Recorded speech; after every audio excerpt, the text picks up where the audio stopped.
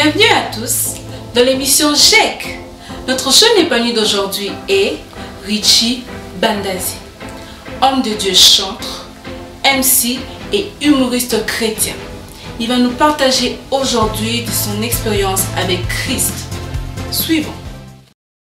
Shalom, shalom. Moi, je suis le frère Richie Bandazi Bando, mais mon nom d'artiste, c'est Tonton Bando. Je suis journaliste, je suis chanteur, rappeur, humoriste, MC. Je travaille également dans l'événementiel. Bref, je suis quelqu'un qui fait beaucoup de choses. Aujourd'hui, je viens vous parler de mon témoignage et de ma rencontre avec Christ. Moi, je suis issu d'une famille chrétienne. Donc, j'ai grandi dans cet environnement-là. Voilà, j'ai grandi, j'ai parti à l'église, à l'écodime, tout ça. Mais tout ça, c'était l'éducation que j'ai reçue de ma famille. J'ai parti à l'église non pas parce que je le voulais, mais parce que maman m'a demandé de partir à l'église. On m'a demandé de partir à l'écodime. Et je me suis fait des amis. Et tout ça, c'était en fait ce que je faisais. Mais il est arrivé à un moment donné où, en évoluant, je suis devenu moniteur à l'écodime. Mais tout ça, je le faisais simplement par formalité. Jusqu'au jour où j'ai été invité par un ami. D'ailleurs, cet ami, c'est un de mes anciens collègues avec qui j'ai étudié en 6e. Il m'a invité, il m'a dit, voilà, je parlais avec lui au téléphone. J'ai dit, ouais, ça fait longtemps qu'on s'est vu. Il m'a dit, ouais, viens dans mon église. J'ai dit, ben, il y a des jolies filles dans ton église. Il m'a dit, oui, il y a des jolies filles. Et je suis venu à l'église pour chercher une jolie fille. Bizarrement, je n'ai pas rencontré une jolie fille, mais j'ai rencontré un bon monsieur. Et c'est ce jour-là que j'ai rencontré Christ. Et le pasteur était en train de prêcher, mon père spirituel, de l'église où je suis actuellement. Il était en train de prêcher et j'avais l'impression comme si mon ami avait raconté à ce pasteur ma vie. Et le gars était en train de me parler de ce que je faisais. J'avais l'impression comme si il connaissait ma vie et il me réexpliquait ça, il me montrait les choses que je faisais. Et j'étais très mal à l'aise. Et c'était ma première fois de partir dans une église et de pleurer. Je ne pleure pas, moi. Quelqu'un qui prêche, je pleure. En tout cas, quand les gens pleurent à l'église, on se moque d'eux, on est là avec des amis. Mais là, c'est moi-même qui étais en train de pleurer. J'ai pleuré. Je ne pleurais pas parce qu'on m'avait frappé. Je ne pleurais pas parce que j'avais des problèmes, mais je pleurais parce que je me suis rendu compte que j'étais sale. Et c'est ce jour-là que j'ai donné ma vie à Christ. Avant ça, j'ai eu des tentatives de donner ma vie à Christ plusieurs fois. Mais c'était des formalités. Mais c'est ce jour-là que j'ai réellement donné ma vie à Christ. Et ensuite, je me suis fait baptiser. Et c'est comme ça que j'ai commencé ma vie chrétienne. Mais vous savez, après avoir donné ma vie à Christ, j'ai connu quelque chose d'extraordinaire en fait. J'ai ressenti au-dedans de moi une paix. Ça veut dire que avant, je vivais en paix. Mais ces jours-là, j'ai ressenti une paix qui était étonnante. Et telle sorte que je n'avais même pas peur de la mort. Je me disais, même si je mourais maintenant, je sais que j'irai au ciel. C'était quelque chose de formidable. Une expérience que je ne saurais jamais expliquer. Mais je l'ai rencontré ce jour-là. Et je ne saurais pas expliquer. En fait, c'est vraiment inexplicable cette paix que j'ai ressentie au-dedans de moi. Et c'est depuis ce jour-là que j'ai décidé de suivre Christ. Mais vous savez, je dois être franc avec vous. Parce que lorsque j'ai donné ma vie à Christ, au début, c'était beau. Toutes les choses étaient bonnes. Jusqu'à ce que je me retrouve en train de chuter, de rechuter. En tout cas, s'il y a des chrétiens qui ont trop chuté, quand j'irai au ciel, Dieu va me dire, petit, quoi, il y a trop. J'ai trop chuté, j'ai rechuté, j'ai re-rechuté. C'était des choses que je vivais tout le temps. Mais vous savez, il y avait juste une chose en moi, c'est que avant, quand j'ai péché, il n'y avait pas de remords, tu vois. J'ai péché, mais après... Mais là, chaque fois que je tombais, je sentais au-dedans de moi qu'il y avait quelqu'un qui était mal à l'aise, qui était triste. Ça veut dire qu'avant, je pouvais faire une chose. Après, je me dis, ben, c'est rien, ça passe. Mais là, quand je faisais quelque chose, j'avais l'impression comme si j'offensais quelqu'un. Et puis après, Dieu m'a donné la force de me relever. Mais il y a une chose, par contre, qui était difficile pour moi, c'était d'affirmer mon identité de chrétien quand j'ai commencé l'université. Parce que moi, j'ai donné ma vie à Christ, c'était quand j'étais en 6e. Après, je devais commencer la fac. C'était compliqué. Moi, ceux qui connaissent les FASIC, c'est l'université où il y a beaucoup plus de filles que de garçons. Je suis dans une salle où on était à plus de 800, les filles étaient à 600, les garçons, on était à peine 200 et quelques. Mais je vous assure, c'était compliqué. Jusqu'à ce qu'un jour, Dieu me dit, pourquoi tu as honte de moi? J'avais du mal, en fait. Et puis, Dieu m'a donné une révélation. Il m'a dit, si tu étais l'enfant de Barack Obama, tu aurais honte de dire aux gens que tu es l'enfant de Barack Obama. J'ai dit non.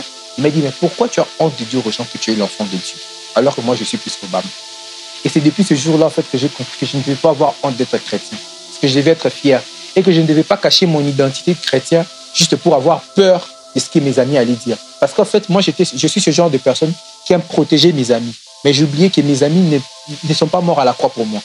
Et que la personne qui était morte à la croix pour moi, c'était Jésus. Et que lui qui devait compter plus que tout dans ma vie. Et depuis ce jour-là, j'avais pris la décision de tous les jours de ma vie de ne pas avoir honte d'affirmer ma position de chrétien. Mais après, s'il y a des choses que j'ai rencontrées avec Christ, ce sont des choses merveilleuses. Vous savez, parfois, quand tu traverses certaines situations, tu ne peux pas imaginer que cette situation, en fait, te rapproche d'une chose. C'est plus tard, quand tu seras dans la chose, que tu vas te dire, mais bizarrement, quand j'ai rencontré ça, je ne savais pas que cette chose allait produire ce que je suis en train de vivre. Ce sont des choses que j'ai vécues avec Dieu. J'ai perdu mes parents, mais je vous assure, Dieu est en train de s'occuper de moi. Surtout la mort de ma mère, c'est ça le plus grand choc de ma vie. Dieu s'occupait de moi et ce sont des choses que j'ai vécues avec Christ que je ne pouvais pas imaginer. Souvent, on entend à Kinshasa, en Afrique, quand un enfant perd ses parents, souvent il souffre, la famille abandonne, il vole les biens des parents. Mais bizarrement, moi, je n'ai jamais vécu ça. J'ai perdu mes parents, mais j'avais plus d'amour. J'ai même une famille adoptive, un serviteur de Dieu qui est mon père adoptif. Vous imaginez, tu perds tes parents, mais tout le monde veut être ton père adoptif. Tout le monde veut être ta famille adoptive. J'ai ressenti, et je me suis dit ça ne pouvait pas être un homme. C'est mon Dieu qui a permis que je sois dans cet environnement-là. Et j'ai grandi dans le Seigneur et j'ai vécu toutes ces choses-là. Et aujourd'hui, je suis reconnaissant de ce que Dieu a fait dans ma vie parce que jusqu'aujourd'hui, je suis toujours témoin de ce qu'il est en train de faire dans ma vie. J'ai fait de la musique. C'est vrai, je n'ai pas une notoriété comme telle, mais je peux vous rassurer que j'arrive dans des endroits où on me respecte, j'arrive dans des endroits où ça me précède, j'arrive dans des endroits où j'ai des ouvertures, j'arrive dans des endroits où on me paye pour un travail. Aujourd'hui, j'ai reçu un appel de Dieu pour faire de l'humour. Parce qu'avant, moi, j'aime bien faire rire les gens, mais je n'étais pas humoriste professionnel. Et jusqu'à ce qu'un jour, Dieu m'appelle pour me dire que je t'appelle pour faire rire les gens. C'est vrai, quand je vous dis ça, peut-être ça va vous faire marrer, mais comment Dieu peut t'appeler pour faire rire les gens? Mais je vous assure, c'était ma première fois que je ressens au fond de moi que Dieu avait besoin de moi pour faire rire les gens. Déjà, généralement, à l'église, c'était compliqué pour que je sois accepté en tant qu'humoriste chrétien. Parce que déjà, au Congo, quand tu es comique, on ne classe pas ça dans les choses de Dieu. Les humoristes ne sont pas dans les choses de Dieu. Dans les choses de Dieu, ce sont les chanteurs, ce sont les prédicateurs. C'est ça dans les choses de Dieu. Mais toi, tu dis, tu vas faire rire les gens dans les choses de Dieu. Qu'est-ce que c'est? Et c'est par là que j'ai compris, dans l'histoire de la Bible, quand on parle de parabole des talents. Dieu nous parle de talents. Il y a celui à qui Dieu avait donné un talent, l'autre deux, l'autre trois. Mais en fait, c'est quoi ces talents? Et c'est par là que Dieu m'a expliqué en fait que tout ce que Dieu met en toi comme talent, c'est pour son œuvre. C'est-à-dire que si Dieu m'a appelé en tant qu'humoriste, ce qu'il attend de moi, c'est qu'au travers de mon humour, que je puisse gagner des âmes. C'est vrai, ça peut paraître fou quand je recevais ça, mais quand je me suis mis dans la chose, et c'est Dieu qui m'inspirait. C'était ma première fois. Il m'arrive parfois, je pars prester. J'ai fait rire les gens. Généralement, quand tu fais rire les gens, on entend souvent les gens dire après, « Ah ouais, c'était drôle, on a grave rigolé, c'était comique. » C'est vrai, certaines personnes me disent ça. Mais il y a certaines catégories de gens qui viennent me voir à la fin pour me dire, « Ce que tu as dit, ça m'a touché. Ce que tu as dit, c'était fort. Ce que tu as dit, ça m'a parlé. » Et c'est par là que je comprends que Dieu m'a appelé dans ça. Et je voudrais faire passer un message à quelqu'un. Tu as un talent particulier. Peut-être tu es footballeur. Peut-être tu es médecin. Tu peux dire que non, moi étant médecin, je ne peux pas servir Dieu parce que je suis médecin. Moi, je suis avocat, je ne peux pas servir Dieu parce que je suis avocat. Moi, je suis peintre, je ne peux pas... Non, j'aimerais te dire que dans tout ce que toi, tu as reçu de Dieu, tu peux utiliser ça pour gagner des âmes, pour l'œuvre du Seigneur. Parce que c'est un talent que Dieu a mis en toi.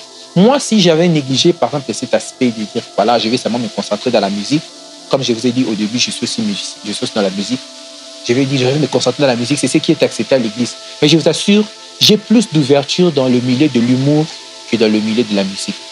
Je comprends en fait que c'est là-bas que Dieu m'attendait depuis. Je ne dis pas qu'il ne m'attend pas aussi de la musique. Je peux aussi faire de la musique, je fais aussi de la musique. Mais j'ai compris que le fait d'avoir accepté de servir Dieu aussi par l'humour, cela a été aussi l'occasion pour moi d'avoir de nouvelles opportunités que je n'avais pas avant. Toi qui m'entends, tu as peut-être un talent particulier, tu es peut-être humoriste aussi comme moi, mais tu as décidé de consacrer ton humour pour pervertir. J'aimerais te dire que si Dieu t'a donné ce talent, ce n'est pas d'abord pour pervertir, mais c'est pour son œuvre. C'est pour que toi, tu sois l'outil par lequel tu peux gagner les âmes. C'est plus facile pour moi, humoriste, d'entrer dans des endroits comme des boîtes de nuit pour faire des mots. C'est plus facile pour moi d'entrer dans des endroits où les chrétiens n'entrent pas. Pourquoi? Parce que je n'ai pas un cliché chrétien, j'ai un cliché humoriste. Et quand tu arrives dans certains environnements, quand tu dis « Ouais, je suis pasteur », ah, tu es déjà exclu. Pasteur, ah, bah pasteur, bah kotakati.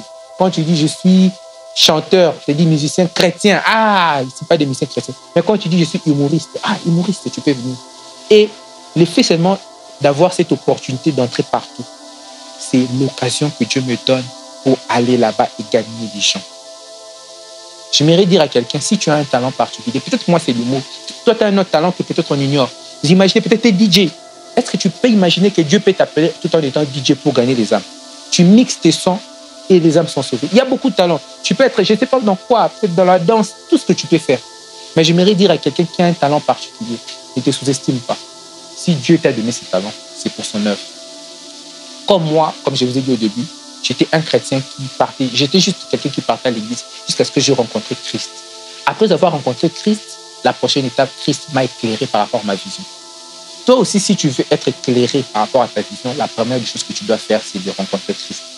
Rencontrer Christ, je ne vais pas te donner l'adresse, voilà, Christ il habite à Lemba, Salongo, c'est là-bas que tu vas le croiser, non. Rencontrer Christ, c'est lorsque toi tu t'assois, tu essayes de parler en toi-même, tu essayes de demander à Dieu. Après avoir entendu ce que tu entends, après avoir entendu les gens parler de Dieu, tu essaies de demander à Dieu, Seigneur, si tu me connais, parle-moi. Parfois, quand on les dit, on a souvent l'impression que ce sont des choses qui se passent dans des films. Mais je vous assure, le jour où on ose demander à Dieu de nous parler, et ce jour-là qu'on va se rendre compte que ce n'est pas dans le film que Dieu parle, c'est aussi dans la réalité.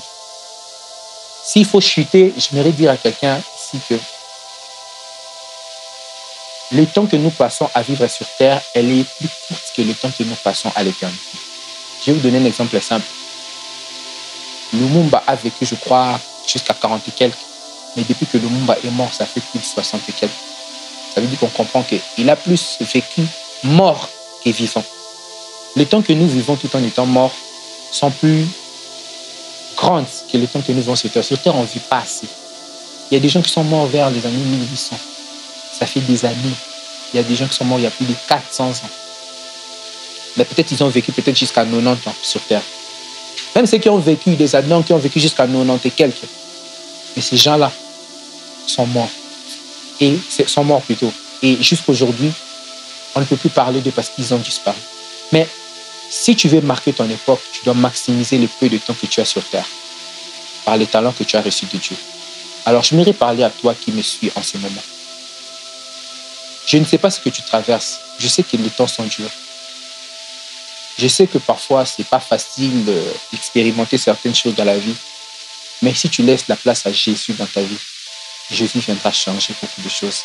Et lorsqu'il va entrer dans ta vie, il va te montrer la vraie voie. Et le peu de temps que tu vivras sur Terre, tu vas vivre ce temps-là en marquant ta génération. Et si tu rates l'occasion de donner ta vie à Christ maintenant, quand tu vivras de l'autre côté, est-ce que tu iras au ciel ou tu seras dans le lieu de tourner?